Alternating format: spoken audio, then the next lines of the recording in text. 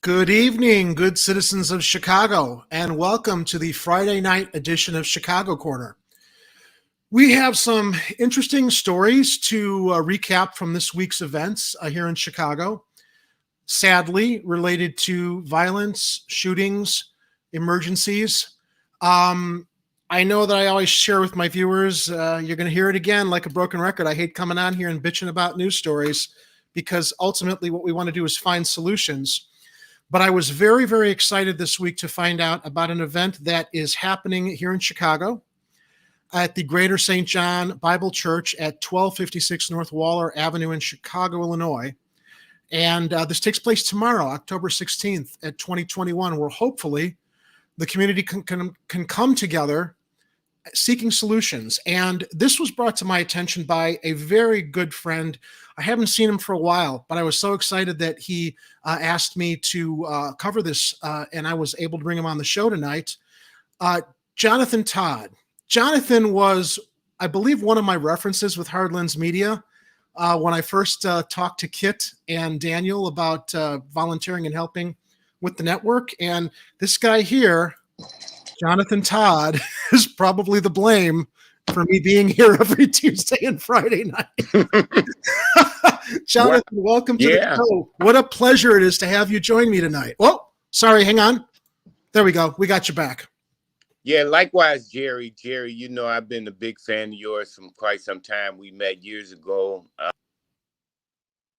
Oh, I'm sorry, Jonathan. One more time. My cat decided to step on my keyboard, but you're back. That's okay. So what the heck? Oreo. So we met several years back. Yeah, we met several years back doing some other work, and I was very impressed with your work. And well, thank you. We stayed in contact. I think you're one of the best that I have ran across. And every time I can, I'm going to say great things about what we do here in Chicago. And you're one of the best in Chicago, to my knowledge. Well, I appreciate that. I really enjoyed working with you and meeting you. And although time has passed, it feels like we're picking up where we left off, which is great. A really great feeling. Yeah, it's always good to hear from you, Jerry. Always good to hear from you. I'm glad you're doing well. I follow you on social media. You know, it's always a pleasure. One of the great things about social media that you can keep in tune with people that you don't see every day. Well, Jonathan, before we talk about the Public Safety and Accountability Forum, I would love for you to share with our viewers some of your background, some of what you do. I would identify you as a political activist. I think that you're very, very involved in the communities. How far your activism goes with the other responsibilities that you juggle is, I guess, for you to share with us. But please tell us a little bit about your background so the audience knows what Jonathan Todd does here in Chicago. Well, I guess the most important role that I incorporate into my life on a daily basis is that I'm a married father. You know, Black man, married father, live on the west side of Chicago. Been living here all my life. I stayed on each part of this town from the south to the north, but I'm originally a West Sider. I was a social worker for 20 years. I saw the failed policies, so I got involved, very deeply rooted involved in politics, and I had the opportunity to work with some great people like yourself. I worked with a PAC called Draft Joe Biden. I did some stuff with Bernie early on when Bernie wasn't a household name. I did some stuff with Bernie years ago, some mayoral campaigns, and started a political consultant group. I was able to run for lieutenant governor, and that situation was just to push a narrative that I think needed to be pushed. Self-funded, self-taught, and try to advocate for the community on a continuous basis. And now you're very involved in the group that is hosting the forum tomorrow. Is there a umbrella group that's hosting the Public Safety and Accountability Forum, or is that Public Safety and Accountability Group? Can you tell us about your involvement there and who is hosting this forum tomorrow? So the forum is being hosted at Greater St. John, which is my home church, under leadership of Pastor Ackrey, who's also very involved in the community. It's being put on by First Place Campaign. First Place Campaign is an organization that we started to our consulting group. And one of the reasons that we put this out, it was out of frustration of what continues to happen in our city and on the south and west sides in the Black community on a daily basis. Maybe a week ago, me and my daughter was going to dropping her off to school, and we was in the exchange of a gun battle. Oh where I my had God. to pull in the back seat, drop her down, and drive out of there. And I drive a big pickup truck, so it was a scary situation for both of us. And then I thought, trauma cannot be normalized in our community. So I gathered resources and put it together and said, we needed to come together in the community, bring all elected officials, stakeholders, and try to get some answers. Many times they come around and they get our votes, but after that, they're gone. Yep. So we needed some accountability. We hear of recent shootings. We heard of a shootout, which I don't live not too far from there, which is 1300. Talking about this one? We talking about this one or the one at the school? No, that's another one. That's another one. I can't keep track, Jonathan. Yes, right. That's right. So this is an everyday occurrence. If you think about it, it's an everyday occurrence throughout the city of Chicago, where this gun violence is through the roof. People don't feel safe. Most citizens with good sense, once sundown, we're not outside. We're not. Statement. Well, I mean, it's sad to say. I mean, it's the truth. It's the truth. It's the truth. You're not going to the gas station at 8:00 at night because you don't feel safe. So that made me really say that it's something that has to be done, because we're normalizing trauma and it can't be normalized. It's ironic. This is obviously probably more impactful in the South and West Side communities. But just last week, I had a friend come visit me, and she was walking down the street, and like from the bus stop to my block, she had some kid shadowing her. And she called me on the phone. She was like afraid to walk the rest of the way to my house because this guy, she thought he was behind a tree across the street. He had originally approached her. She, kind of brushed him off. And this is like a middle-aged woman. Very, very, what's the word? Conservatively dressed. And she called me and she's like, I can't come to your house because I think this guy is like hiding behind a tree between where you live down the block and to your doorstep. And I said, well, what is he doing? And she said she thinks he's doing his business behind the tree. And I said, wow, well, let me come downstairs. So I went downstairs, and the moment this guy saw me, he went and he ducked into a building across the street and didn't have a window foyer. But I was ready. I had my phone out. I had 911 program. And what I was going to say to him if I approached him was like, you got somewhere better to be? Because if you don't, I got 911 here on the phone. I'll press him right now. Because obviously he made her feel stalked and unsafe. Right.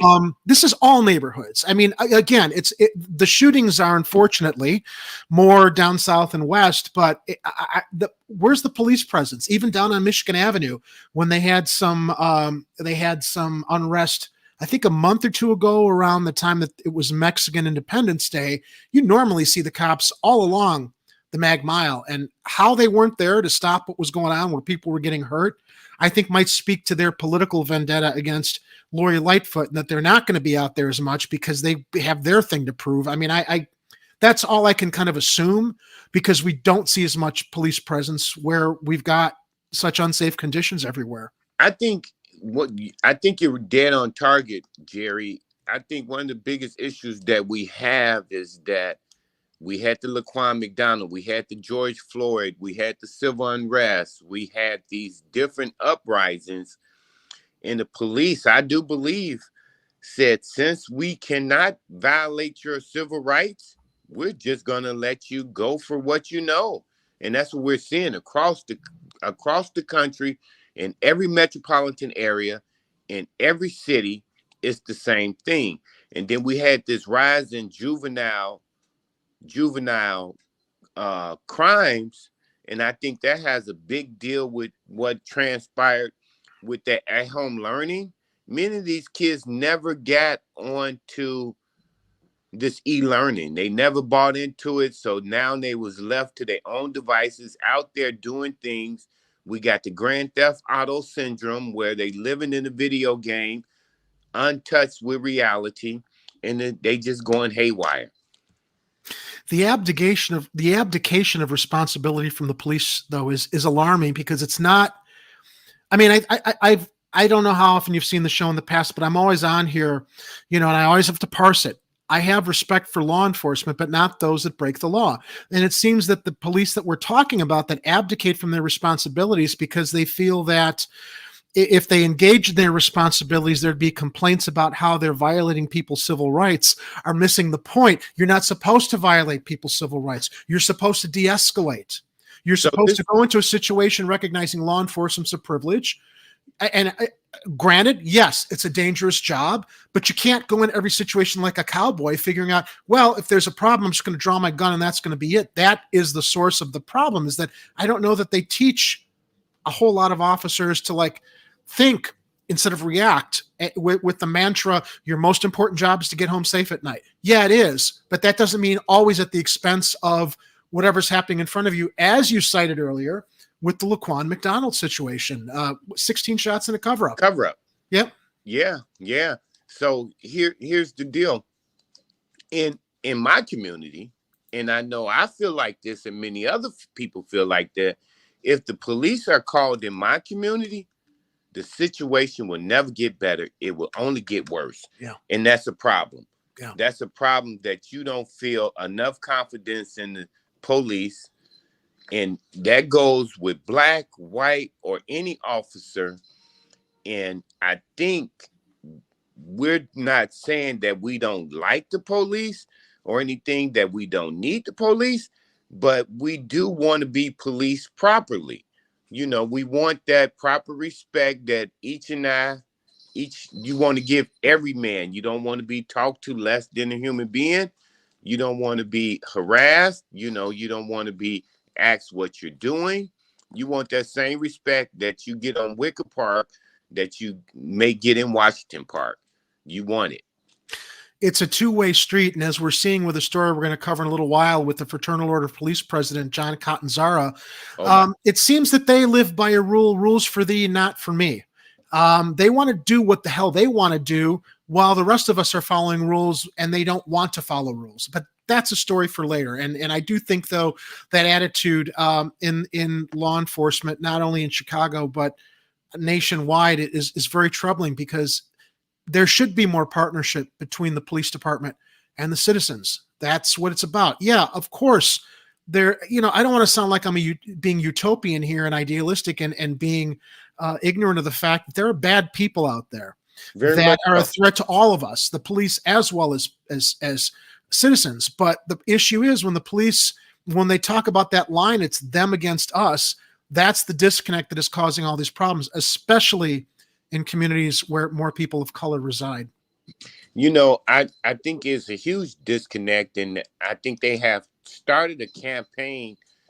At least I have seen it in the African American community. They started a campaign where they try to come out and they try to be friendly, and they giving out food baskets, and they may be playing music on the street, but it don't work. It's like the slave master coming to party with you on Sunday. You beat me all week long. Now it's an abusive relationship that the black community have with Chicago Police Department. Nobody's going to buy into that. It's not working. The distrust with the cover-ups and not revealing the records. I did a story, I think it was a week or two ago, on how there's an effort to get the records of officers who have had complaints against them in the past freely accessible. I didn't realize that's something that needs to be covered up to begin with. Shouldn't their records be a matter of public record? Apparently not, because there's a legal challenge to get records available to be able to find out who and what these guys are doing, or men and women. It's very troubling, because that's where the distrust comes from. When you see the culture of cover-up, of corruption, how can you trust law enforcement? And then law enforcement has this attitude that we're all the enemy. And it's I don't know, Jonathan. It's like we've been pitted against each other. And I would like to think that those in charge of the police department understand that landscape, to stop making everybody the enemy and trying to come together more, especially in neighborhoods like yours. I don't know what the solution is. Although it might be this forum we're going to talk about in a moment. Very much so. I think one of the biggest issues is that it's training, it's oversight, it's so many factors that goes into it. They get people from the military that maybe suffer from PTSD. They come into these neighborhoods and they think they're still in Iraq. Exactly. Yeah, we see that a lot. So it's many factors that I think we don't treat those veterans. We don't treat them with the respect and the support and the service and the treatment that they earned. Right. Not only deserve, but earn. And then they come back and they've got combat skills, which where else do you put those into? And it seems that the hiring at CPD, I don't know that the standards are as high as we might like them to be. I remember reading a story decades ago, and I don't know if it's the same now, but I remember reading a story of a police officer candidate who was denied after he took the exam because his IQ was too high. What does that say? They don't want people that think. They want people who follow orders, and that's the mindset that you're going to draw from, generally, if you are tapping into veterans who are used to following orders and obeying it under a military structure. But this isn't Iraq. We're not a foreign hostile power that these troops are then put into in police service. And it's a very, very difficult, I think that might be one of the hurdles to get over. Well, this is known information. And, I come from a social service background. If you look at on paper, if you look at a criminal on paper and you look at a lot of police officers on paper, you will not be able to tell a difference. Wow. Many of these police officers, each one of these police officers that have been in trouble, the reason they want to get their records sealed because it's a pattern of abuse and things that they happen, and it's just a matter of time before they kill somebody.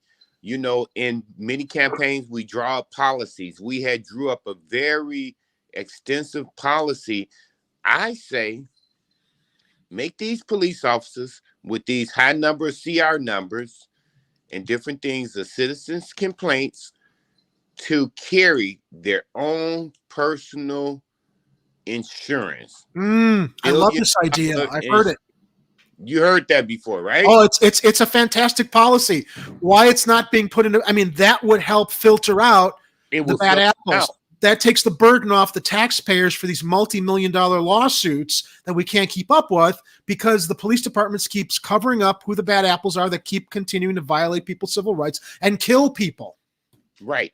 And so if you had them carrying their own policy, just like a homeowner's in policy, like a car insurance policy, when your risk is too high, they're not going to cover you. Now you can't work.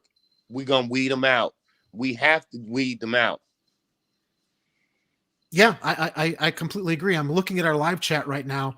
We like involving those that are viewing at the time that we're doing our broadcast. Art Matina, it's all about mistrust that has and is still building among all leaders who then can't lead properly or represent properly.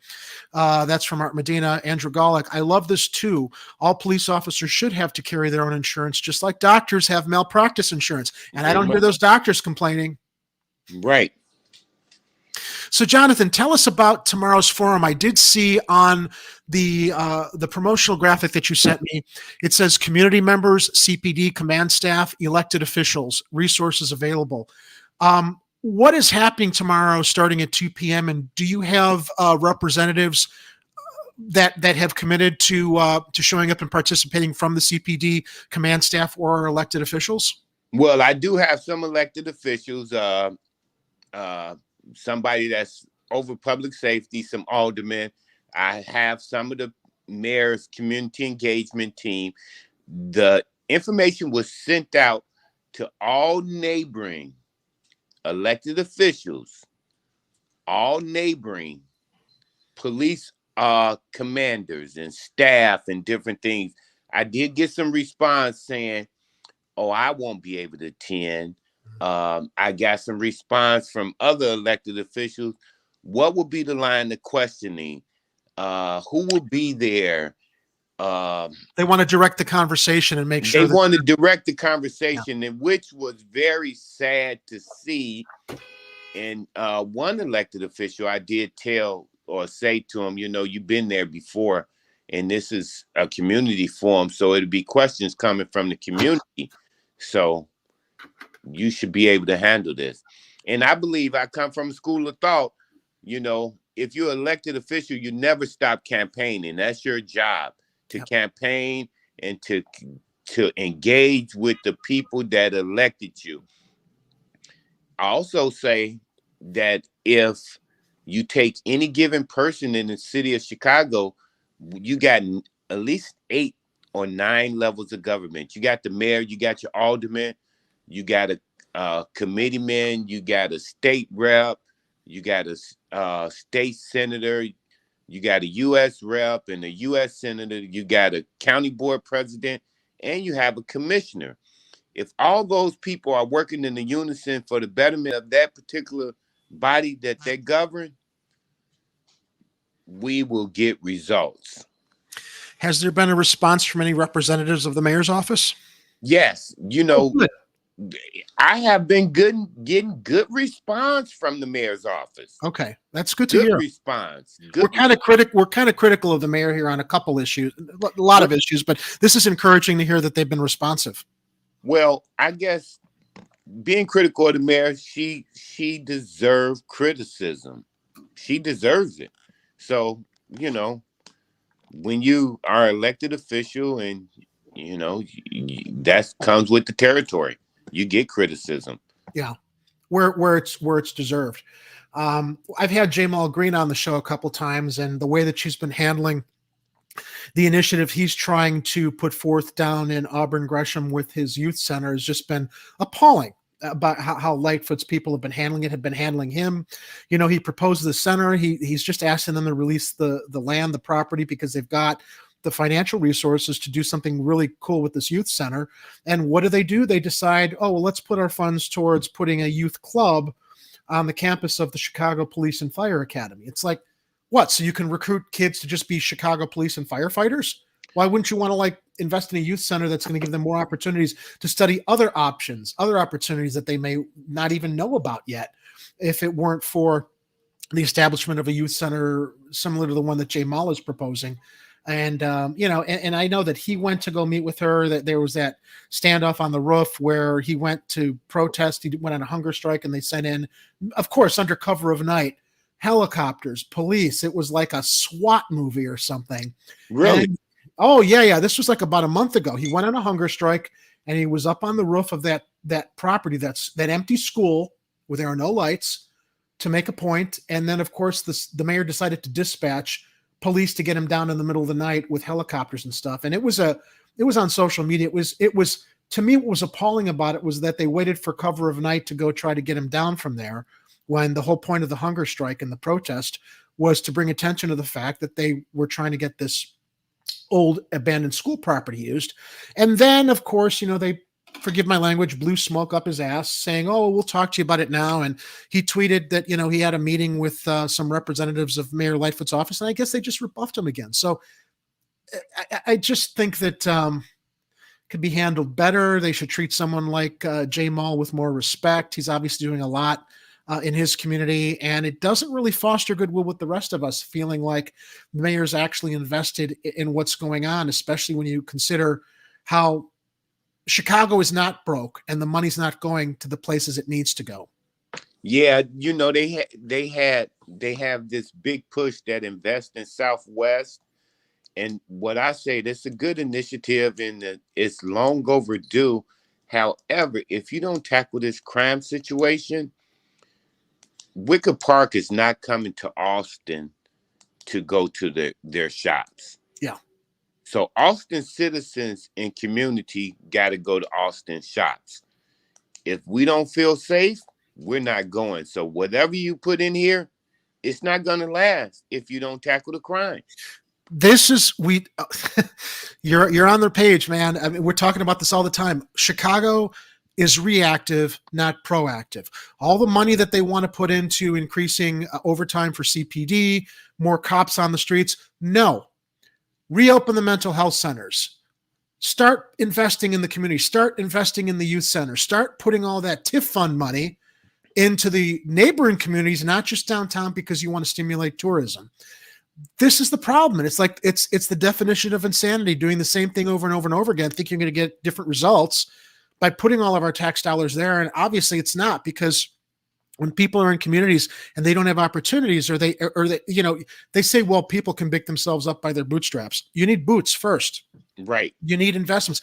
You know, when kids are growing up in communities where there are no opportunities, no jobs, well, they have a choice. They shouldn't resort to crime. If there's no opportunity, and people are born into situations it's very difficult to get out of. People of privilege constantly are living in a bubble that they don't realize the whole world isn't like the world that they grew up in. And yes, people can have hard work and people can have a hard work ethic.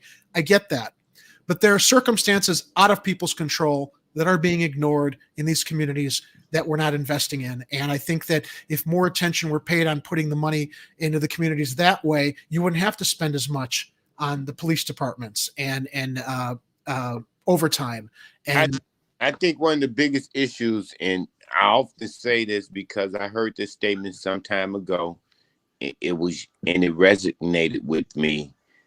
In order to stop the bleeding that we suffer from on a daily basis, we have to reinvest in human capital. yes, So that's doing all those things that's the monies that's been taken out of these communities and away from these people for years and years of disinvestment.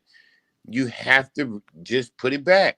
You know, a lot of times they say, I'm going to go, you know, you got a young guy that's 18 years old and he may be standing on the street corner and he go to a job readiness program and he go to that program for a week and they give him some bus passes. Well, he may have a child and that doesn't work. yeah, You can't just give a man some bus passes and think he's going to eat with those bus passes. He's going to go back to what he can do to feed his family. You know, he may have a baby mama that's saying the baby need gym shoes. They got lights to pay. They got bills to pay. You know, you go home and it's a little kid looking at you saying, I'm hungry. That's a hurting feeling. So they go back to where they can make a quick buck.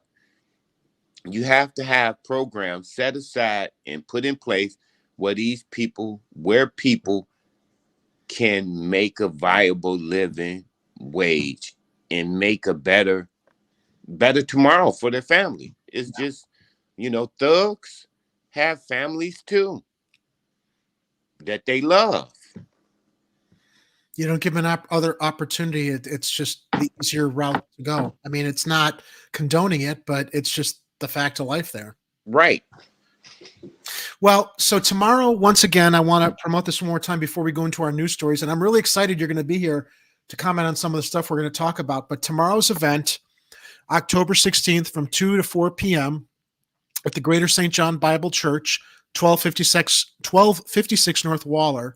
And that, if I understood it correctly, will it be live streamed also for people that can't actually show up in person? It should be live streamed. I'll be at the church a little early and we're going to see if we can get everything set up and we'll make sure it's live streamed and I will have somebody live streaming it and we'll make a good do. And, you know, I put on some forums before, so this should be rather interesting.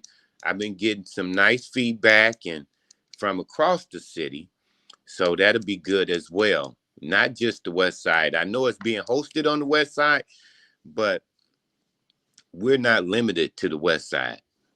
This problem is not limited to the West Side. This problem is all over, but primarily on the South and West Side where blacks live. What website will they be able to see the live stream from? I can add it later after we figure it, so people I can do believe that website will be gsj.org, or it should be on their Facebook page. And I will maybe I send that to you right before the event to make sure I have the right information for you. But I will have it on my page as well. And I have several different social media accounts. We have show notes down below in the show description. So what'll happen is after I get the link, I can always update the show notes. That they're not permanent now that we're running live. So I can update that for our viewers that want to tune in tomorrow. Just come back to this particular broadcast and I'll have the update for where people can find the Public Safety and Accountability Forum tomorrow from 2 to 4 p.m. down there in the show description. So I'm really glad you were able to come on and share that and share some of your thoughts in this ongoing conversation we're always talking about here on Chicago Corner when we're covering the stories that hit us every day like this one. We talked about this on Tuesday. There was a shooting outside a school. A 14-year-old girl and a 46-year-old guard were injured. Leading activists are now asking Governor Pritzker for help. This comes to us from the Patch, Eileen O'Gorman, who is part of Patch staff. A 14-year-old girl shot just outside Wendell Phillips Career Academy in the South Side neighborhood of Bronzeville on Tuesday is expected to make a full recovery, the girl's family said at a press conference. Thank heavens. According to police, a shooter waited outside for classes to be done at the high school and began shooting once a security guard opened the door for students to leave the building. The teenager was struck twice with bullets that ripped through the school door, the girl's grandmother, Jonice Cobb, said. A 46-year-old security guard was also shot multiple times in the arm and taken to University of Chicago Hospital in serious condition. Cobb joined other community leaders outside of St. Sabina Church Wednesday to provide an update on her granddaughter and to call for the shooter to turn themselves in. Now, they haven't found the shooter yet, Jonathan, and isn't it interesting? With all the blue light cameras on every corner in the city, they don't seem to work, but the red light cameras, those work all the time. Priorities. They find what they want to find and they do what they want to do when they want to do it. Yep. It's babies killing babies, Cobb said. The woman said she does not know who the shooter is, but has a feeling it is someone her granddaughter's age based on previous gun violence in the neighborhood. Pastor Michael Flager also spoke to reporters Wednesday, calling on Illinois Governor J.B. Pritzker to declare a state of emergency as gun violence continues to claim young children in the city. St. Sabina's violence prevention program started an online petition to show Pritzker the community's support for the state stepping in.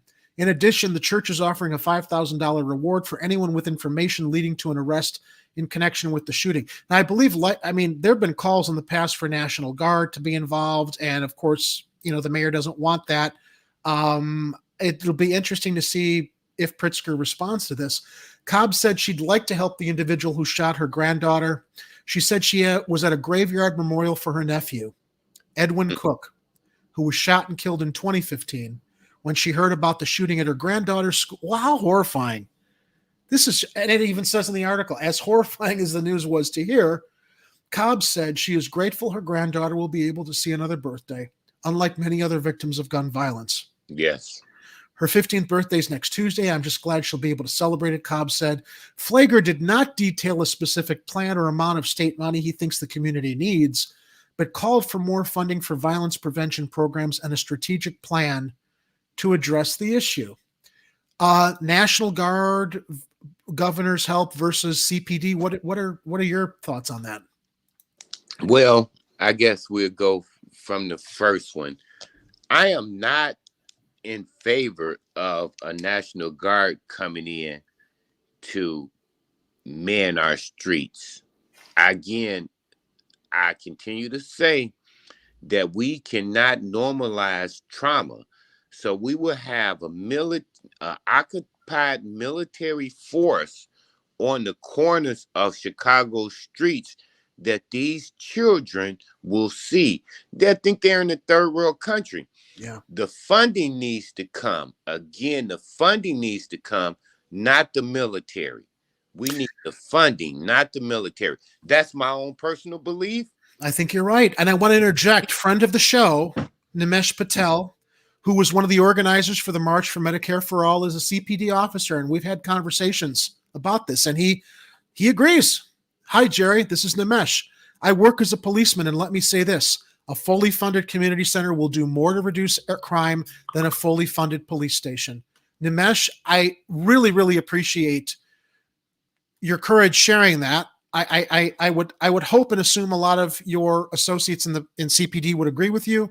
I know that probably there are many that don't, and the fact that you're willing to make a public statement this way as a representative of not a representative, but working as a policeman at CPD makes a big difference towards the problem. Hearing it from a police officer who recognizes that is something that's very, very important. Yeah, I don't think bringing in the military is the answer. I think the funding needs to come, not the military. Yeah. It would just show an occupied force, and that's the problem. We got an occupied force now. We got two occupied forces: the thugs with the gangs, and the mistrust of the police, and the police unwilling to police properly. So we have some issues. Speaking of the police, Mayor Lightfoot has locked horns again with this jamoke. I like to call him worse, but since you're on the show, I'm going to show respect. John Catanzara. Again, rules for thee, not for me, from the police department. Now, I understand that the vaccine mandate is a very, very tricky issue. I know it's a personal issue for a lot of people. I get that. I get that people don't want to feel like they're operating in some kind of an authoritarian regime, but this is a public health crisis. And if you're working in public service, as CPD is, this is something that's important, not just to protect the police officers from catching the virus, but from protecting those they are exposed to, even if they have an immunity that protects them from it. So this comes to us from Block Club Chicago. Kelly Bauer, police union leader, must stop encouraging members to defy city's vaccine mandate, judge says, because Mayor Lightfoot decided to sue the Fraternal Order Police, and in turn, they decided to file a lawsuit against the city. So a judge has ordered the president of Chicago's largest police union to stop making statements encouraging officers to defy the city's vaccine mandate. The restraining order came Friday evening before the show, just a day after the city sued the police union and its president, John Catanzara, alleging they were encouraging a work stoppage or strike by suggesting offices not report their COVID-19 vaccination status as they are required to. How about that? You have the privilege of serving in law to protect and save people, right? But you're not going to get the vaccine, which would hopefully protect people. This guy Cottons, I don't know how, well, I do understand why he's there. He has a lot of supporters. He's got to go. I mean, this guy is just a clown in my eyes, but the police union has filed a countersuit against the city mayor, Lori Lightfoot, and Superintendent David Brown, alleging they didn't properly negotiate over the mandate. At the heart of the suit are disagreements between the city and police union over Chicago's requirement that all city workers, including police officers, report their COVID-19 vaccination status by 11:59 p.m. Friday. That's tonight. The workers technically don't need to be vaccinated yet. Catanzara, it's like they're their own little fiefdom. They can do what they want. He shared a video Tuesday where he urged officers to defy the mandate. Those who don't report in will be placed on a no-pay status, officials have said. Catanzara suggested the standoff could lead to half the officers being taken off the streets. That amounts to an attempt to encourage employees to stop working or strike, leading to the law department filing a complaint against the union and Catanzara, Lightfoot said in a Friday morning news release. As Chicago's mayor, I cannot and will not stand idly by while the rhetoric of conspiracy theorists threatens the health and safety of Chicago's residents and first responders, Lightfoot said in a statement.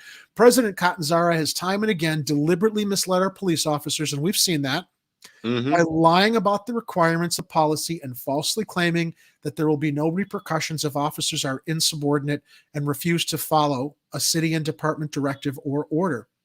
By doing so, And by predicting that 50% or more officers will violate their oaths and not report for duty, Catanzara is encouraging an unlawful strike and work stoppage, which carries a potential to undermine public safety and expose our residents to irreparable harm, particularly during this ongoing pandemic. In comparison, the police union's dueling lawsuit alleges city officials did not appropriately negotiate. What's to negotiate?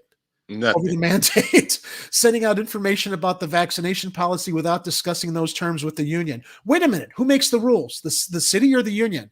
The union, apparently. Yeah, that's what they think. Those changes have eroded the morale of the officers and constitute a breach of the union's collective bargaining agreement, according to the union's lawsuit. Lightfoot said Friday morning she expected a judge to hold a hearing in her lawsuit during the day, although she was not certain that would happen. Well, look, the judge has told the union, no, sorry, we're ruling on you can't do this. You can't defy what the mayor's saying here. Jonathan, the pandemic and COVID and vaccinations are such a hot topic. We see a lot of chatter in the chat when we talk about this. And I think on a previous show, we were recently talking about the fact that those that are adverse to getting the vaccination either don't have doctors or they don't trust what they're hearing from our officials and our media. And as I understand it, and please correct me if I'm wrong, there's a big mistrust in South and West Side communities regarding the vaccination, which is why I've seen some studies that talk about the fact that there are more people unvaccinated in those communities, which has been contributing to the higher numbers with COVID cases. Well, here's my take on the FOP and the mayor and the vaccination policy and different things like that.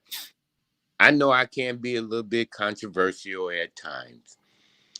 First and foremost, this Catanzaro character who heads the FOP, he was voted in by members of the Chicago Police Department.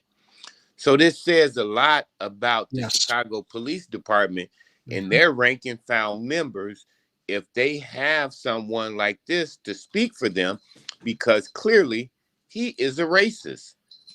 He's a racist. He used race baiting comments and different things like that. He called the mayor Hitler. He said some other derogatory things about George Floyd. You know, he goes on and goes on and goes on. Now, mind you, when COVID was going on, they said they didn't have the proper PPE to deal with what they needed to deal with. Now they have a form of PPE because it's personal protection equipment, but they don't want to take it. It's a fight that they will not win. I think the mayor has the right. It's a fight that they will not win. You had the president of the United States come here, and he had a whole press conference and a presidential address talking about how 100 or more employees, we want you to mandate people to get vaccinated. So we saw this wave of companies coming out saying that you needed to be vaccinated. And under labor laws, they can mandate those things. Now, if you choose not to do it, that's your job. And companies are going to that. I also think this is the Trump effect, the lasting Trump effect of this whole COVID piece. The politicization of a pandemic. Right. Pitting left and right against each other. And I don't think necessarily left or right are right in the way that this has divided us. I mean, there are extreme people on both sides. Very much so. So I'm 53, and I remember going to school, and they would give us a little pink drop coming in, a certain time of year. You get a pink drop in your mouth, and nobody questioned nothing. Your mama didn't question nothing, and nobody else questioned anything. And that was the polio vaccination. And we know polio has primarily been eradicated from our existence. Now, I do it, happen in third world countries, but they're not privy to the, the medical technology that we have. But if that's your own personal choice, that's your own personal choice. I can't say that I am vaccinated, and I'm going to say this, and this is a little disclosure. My daughter is vaccinated too. Her husband wasn't. Well, her husband is in the hospital Jesus, right now, cannot breathe. And you know what I asked him? I said, hey, man, what about that vaccination? He said, where the papers at? You can swear here. We're a Friday night show after hours. I do it all the time. Okay. He said, where the papers at? So this is a true story. Yeah. I have, but people have their choice. They have their religious choice. They have their medical decisions. And if it works for you, that works for you. But the police officers in this mandate, I think this also goes back to the mistrust of the Chicago Police Department. It erodes the trust even more when we see this. It's good for y'all, but we ain't going to do it. The rules don't apply to us in no type of way. Yep. That's a reflection of that. I think their whole contract and everything else, they just got a new contract with it. Shouldn't been approved, but that's another story as well. But they got a contract that says if they commit a crime, they got 24 hours to sit to get the story together. You and I, Jerry, commit a crime, and we got to make no way come clean real quick. Yeah, they got to get their story together. That's exactly what it's about. Then we saw that with McDonald. Yep, that's unheard of. To control the narrative, to make sure they don't, they can cover for each other. And we've seen this time and time again that they put out the narrative, and the narrative is not true. People get slaps on the hand and different things like that. I don't think they'll win the fight. There's some commentary in the chat here. So Andrew Golick, the obvious compromise to what Heller is to maintain social distancing and wear a mask. But for someone who is in physical contact with another, you can't exactly socially distance. That's very true. And we saw that not too long ago when Nikita Brown was arrested in Lincoln Park on the beach for walking her dog while black. Right. It was all caught on video. She was concerned about her personal space. The officer did not have a mask. He didn't think he needed a mask because he was outdoors. Meanwhile, this woman who's just walking her dog while there are a lot of other white people on the beach with their dogs, unmolested by this officer. Right. Capturing it all on video. E. Heller says, this is less about the jab and more about the FOP thinking they have a special privilege to do what they want. Yep, I would agree, E. Heller. I think that this is a lot of what's underneath what we're seeing there. Yes. Well, speaking about our elected officials, it's always fun to transition here from Mayor Lightfoot to this clown. Alderman Thompson's scatterbrain defense, genius or cuckoo? These fucking dailies. Here we go. This comes to us from Mark Conkle, who's on the staff at Patch. So, Alderman Patrick Daley Thompson's legal team suggests the 11th Ward boss is too disorganized and absent-minded to be guilty.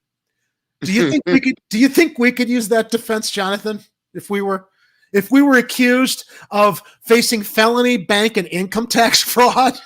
I think something happened with the judge, so his trial has been delayed. Oh, was it? Okay. Yeah. This was reported yesterday, Thursday, October 14th. Let me report on the story real quick. If there have been developments since then, I did not see them being that this is the 15th. But what's reported from Patch is Alderman Patrick Daley Thompson, the grandson and nephew of Chicago mayors, plans to defend himself in a way that's very relatable to Chicagoans with messy desks and short attention spans. Thompson plans to call witnesses who will testify that he is disorganized and inattentive, and that as a result of the countless demands on his time as a lawyer and public servant, he is forgetful of and frequently needs to be reminded of details according to court papers. If you were one of his law clients, would you feel any confidence in this jerk off representing you if he's that disorganized and attentive with his desk, not to pay his his federal income taxes and face felony bank fraud charges? I don't think so.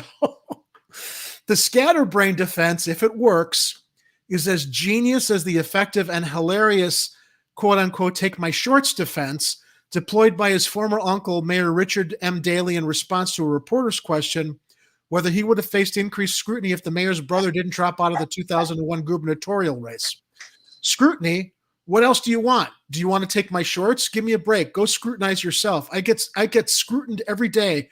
Don't worry, from each and every one of you. It doesn't bother me, Daley said back then. In Thompson's case, he wants his legal secretary to be able to testify that he is one of, if not the most disorganized lawyers. His office contains disorganized piles of paperwork all over his desk, the chairs, and even the floor. The secretary will also testify to Mr. Thompson's inattentiveness to detail, including the fact that he often does not read entire emails before responding, according to court papers. I would like to think that this would open up a whole Pandora's box of legal malpractice lawsuits against Mr. Daley Thompson. Wouldn't you think? If all of your clients found out this is how you handle your practice, how were any of them properly served by this guy? Well, this is a new one because I think it should be called a slob defense. So he's saying that I'm a slob, and so you shouldn't prosecute me because I am a slob. That's no justification. That's no defense. That's no legal defense. No defense whatsoever. But he is a Daley. So that goes without saying. It may fly. Oh, Jesus. I can't. You think I can't.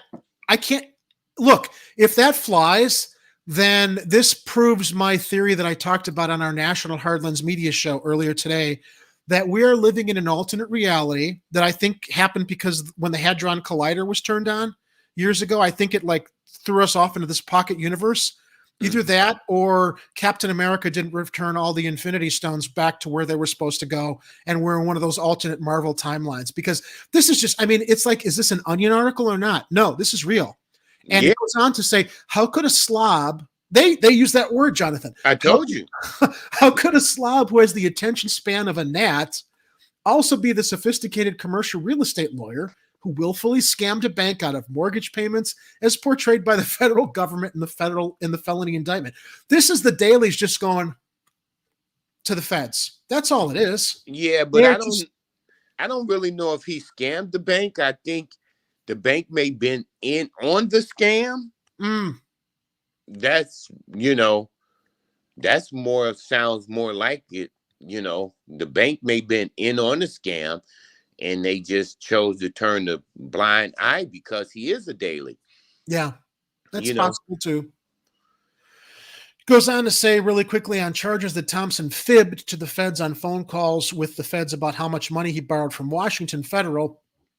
His attorneys say in court papers that the alderman wasn't lying. His statements were the product of a poor memory, lack of attention to paperwork. But again, this speaks to his position as a practicing attorney. And if he's that incompetent on this kind of paperwork, he's not serving his clients well.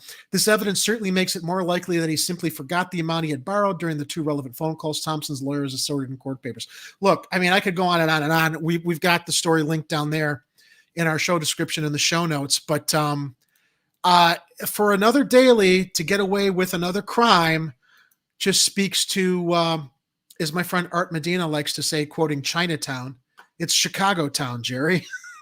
Yeah, well, I think that defense will not stand because you can pull up any footage of him in city council and his attention span is pretty daggone good and he's able to put together some good statements.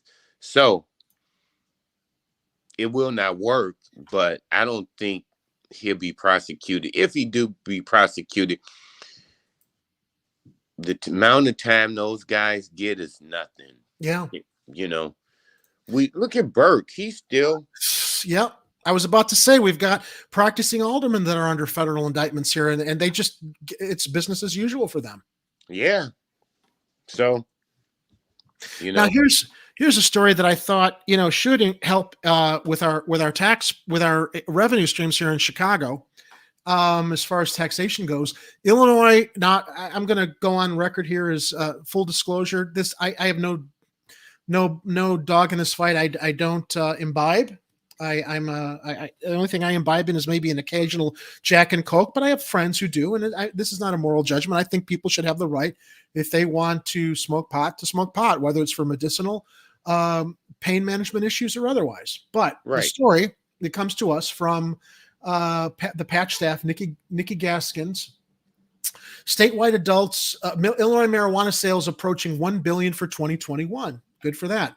Statewide adults use cannabis sales last month totaled almost 122 million. That's about 54 million more than the same time last year.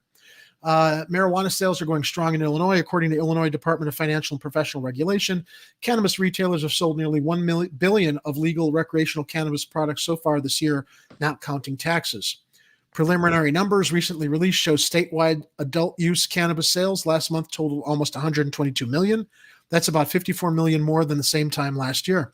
For 2021, marijuana sales have already surpassed the last year's sales by almost 300 million. With a few months left in the year, last legal marijuana sales topped $669,084,410.12. Glad they counted the 12 cents. For September 2021, sales are already at $997,067,100.34. The breakdown of the monthly marijuana sales for 2021 and 2020 can be found below. Now, obviously, there's a huge amount of taxation that's involved in the sales of cannabis in Illinois. It was a big issue. And also the issue, I remember in our city council meeting, I think it was earlier this month, was what businesses can get licensed. There are small business owners that are being shut out of being able to get cannabis licenses because of all the big players that want to come in and just reap all the rewards of this. Let's see here as I go down. He said one factor contributing to Illinois' explosive growth is that most neighboring states haven't legalized marijuana yet. Cannabis industry insiders have predicted the Illinois market will eventually grow to more than $2 billion a year. Illinois legalized adult use cannabis with the first legal sales beginning in January of 2020. So I just wanted to share that story because as we talk about the state being broke or the city being broke, I don't understand how we're broke all the time when obviously there's now a lot of success with cannabis sales here in the state. Well, I think this whole rollout of the cannabis is a total mess. You know, it's the rich getting richer, the poor getting poorer. You know, they locked out the little guys that can benefit heavily off legalized marijuana sales has been locked out, and they still doing the elements of street crimes. And it's a big revenue, but the revenue is not coming to where it needs to come to. I don't know where the money's going. The last city council meeting that I watched, the majority of aldermen decided to vote against the smaller businesses. I believe it was the Progressive Caucus, along with Byron Sigcho Lopez, who voted to put off the decision so that the smaller businesses could be involved. So quite naturally, the majority of other aldermen who are serving their donors and big businesses decided, no, we're not going to delay this. We're going to ram it through and screw the little guy running their businesses. Yeah, so I don't know. You know, the marijuana thing, I don't indulge. I know a lot of people do.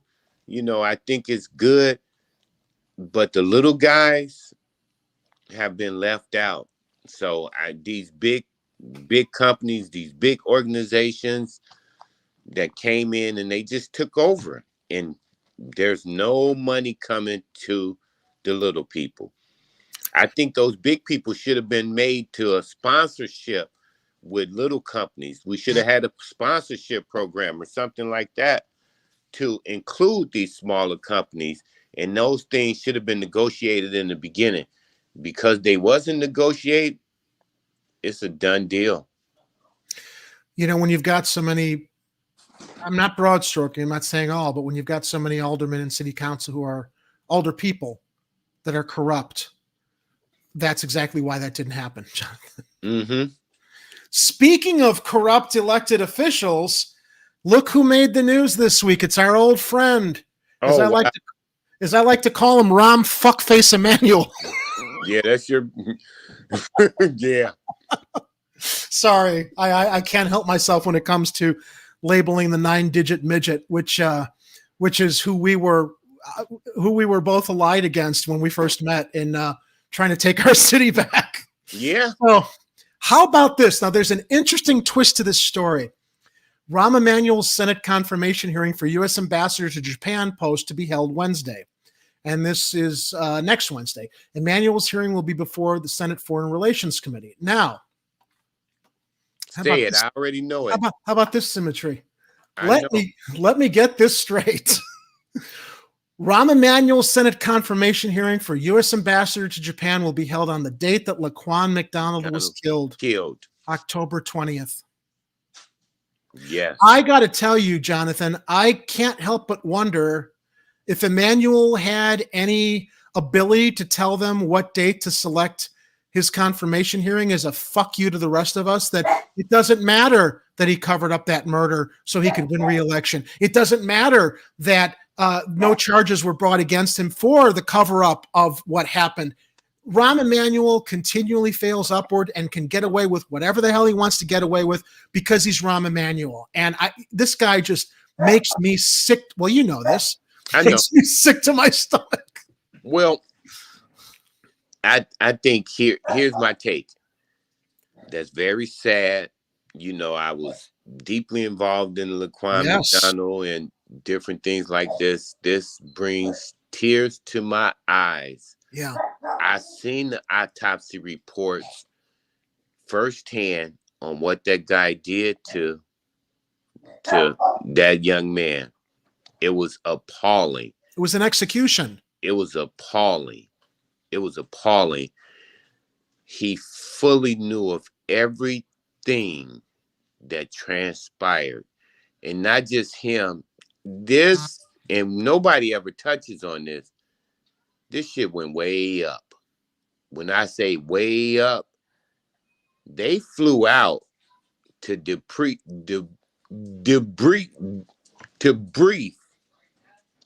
the U.S. Attorney General prior to that information coming out. So when I say the shit went way up, it went way up. It's a fucking shame. Now, and secondly, in saying that, Rahm Emanuel had a political muscle to get it done. Unlike Lori is Rahm, want to be Rahm-like, but without the political clout. And Rahm got the political clout. And it's almost it's like what was shocking at that time was for him to act. I think his cover story was it never came across his desk. That's bullshit. You know, any kind of what's the word? Any kind of any kind of event like that, any kind of controversy like that, cops gunned down a kid in the middle of the street who wasn't really of any danger to any of them. The next morning, the mayor gets a report on what happened the night before with the controversial stuff. They're going to have to go into damage control on. You know that. Rahm's a fucking control freak. He knew it. And for him to even suggest he didn't know about it, as you say, well-connected, they were covering everything, covering their tracks as quickly as they could. And now he's going to be appointed to a very, very important position as the ambassador to Japan, which has a lot to do with trade, has a lot to do with our economy. You know, he's a big star in the Democratic Party because he used to be able to raise money, and they ignore the fact that this guy is nothing but a thug.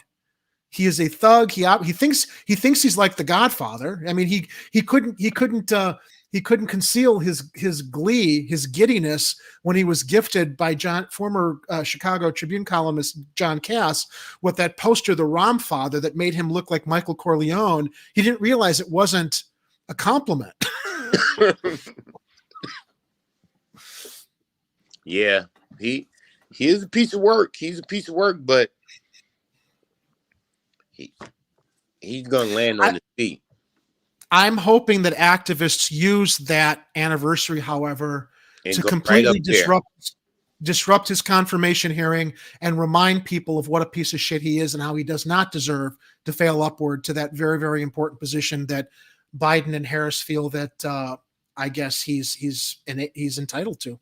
I I think guess we'll see. I think it's already been set in It's a done stone. deal. It's a deal. They got the numbers and they're going to push him through. Before they even announced that he will be ambassador, they already knew about this past history. They knew about that. Yeah. They told him, don't run again. We got something better for you. You'll be able to take a lot of money. Shit. Life goes on. I It's hate the to say it. corruption of our Democratic Party. I mean, both parties have always been corrupt, but we haven't caught up for you to hear how, and maybe you've seen on social media how critical I am of the Democratic Party. I'm no fan of the Republican Party, but I just feel we've got two sides. We've got two sides to the same coin. I don't really see there's much of a difference anymore with how they're elevating people like him and not serving the people that are electing them to represent us. So, Jonathan, we're kind of coming to the home stretch here. I want to share our last story. For all the complaining and bitching we do during the rest of the show, I like to try to close the show on a positive story. And this came across my radar again from Patch. We're going to bring this up here. I like this story. These young students are heroes. They are my heroes. Paulding students save a bus driver's life. A little inspiration at the end of our broadcast. After a Paulding County Schools bus driver suffered from a mini stroke on the job, 2 middle schoolers stepped up and saved her life. And this comes from Kara McIntyre at the Patch staff.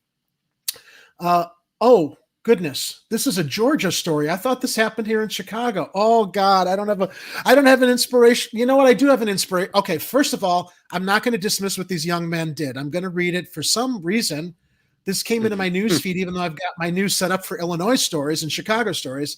For the last 2 years, bus driver Julie Sargent Williamson has been driving around the same group of Paulding County schools, students to and from school every single weekday. She knows them, loves them, and calls them her kids. So when she grabbed her keys for another normal day 2 weeks ago, she certainly didn't expect what happened next. Williamson picked up the last kid for the morning route to school and pulled out of the subdivision when she suddenly felt extremely dizzy. A hot sensation washed over her body. She had a stroke. That's when Connor Doss and Kane Doherty, both East Paulding Middle School 7th graders, knew something was wrong and stepped up to help. Williamson and Doherty ran up front, took the walkie-talkie, and radioed to the transportation dispatchers. This is bus 306. My driver's dizzy, she heard them say. After that, Williamson said she doesn't remember much else and could no longer speak, but the dispatcher was able to locate the bus using GPS and immediately called 911, then called Williamson's phone. Paulding school officials said. Doherty picked up the phone and told first responders key details of what was happening to Williamson. They saved her life. This is an inspirational story in Dallas, Georgia. However, our inspirational story is this, which is happening tomorrow. The efforts of Mr. Jonathan Todd, who I've been so excited to have on here tonight as my co-host. I think we make a good team. If you ever want to come back and co-host in the future, the invitation is always welcome if you've got the time. I really love being able to talk about this stuff from both our perspectives. So I appreciate it, Jerry. And sure thing. Yeah, man. I appreciate you. I'd love to come back. That would be awesome. So remember, everybody, this is going to be live streamed tomorrow.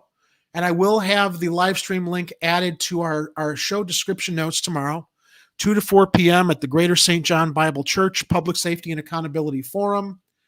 You want to make a difference? Head down, listen, participate. This is really good work that Jonathan and his group are doing. And what can we expect in the future beyond this forum, Jonathan? What other types of events will the group be putting together? Well, I think the public safety and accountability, we started on the west side because that's where I'm originally from, but the feedback has been great. So we're gonna take it on the south side, and we have some other things. We like to keep the people engaged, to people to understand the political process, how to get involved, what they can do to save their community, make the changes that's necessary in their community. I think we got a good lineup of people that's going to be out there, and they're going to give some innovative ways and some things that they have been doing and got some national attention and make some changes. So we're going to try to implement some of those things in different communities, we can't leave it up to the police because we see the police ain't willing to do the right thing. So not all, but too many. That's not all, but too many. Yeah, too many, and the majority don't seem to be wanting to do the right thing because, as we saw with our friend in the chat earlier, Officer Patel, and I know that there's a handful, but they're up against a lot of people that don't want to see that change, and it makes their lives difficult to serve. And you know, and I'm gonna say this, and for the life of me, there is no type of way, me being a black man, that FOP would get one damn dime of my money. They should have a mass exodus and just denounce the FOP. If you agree with that, you stay a part of that. But if you don't, they union bust all the time. It'll be a great story. Bust the FOP, you know? And build trust with the public, because ultimately that's what it's got to come down to. Yeah, because something has to change. But yeah, so I think it'll be a good forum tomorrow. I would love to have everybody in attendance. Social distance, mask is required. So if you got people that don't want to wear masks, don't come because you will not be allowed. So it'd be good for them. So I think we'll put some more out throughout the year, and we'll keep you in tune. And you're always a friend, Jerry, so you'll be one of the first to know. You too, Jonathan. Thank you again for joining me tonight and sticking it out to co-host and comment on these stories. To the rest of our viewers, thank you for participating tonight in the live chat. I want to thank everybody for bringing us to 1,000 subscribers. We can always use more. Please remember to like and subscribe in the chat or in the description box below on the YouTube channel here. We'll be back next Tuesday. Please, if you can, participate in Jonathan's forum tomorrow, or I will add the live stream link when Jonathan passes it along to me, so it'll be in the description before tomorrow. Please, everybody going into the weekend, stay safe, be vigilant. I always tell you, take care of each other, and remember, if it's happening on the streets, you'll hear about it here on Chicago Corner. Jonathan, cheers. Cheers. Thank you. Good night, Chicago. Good night.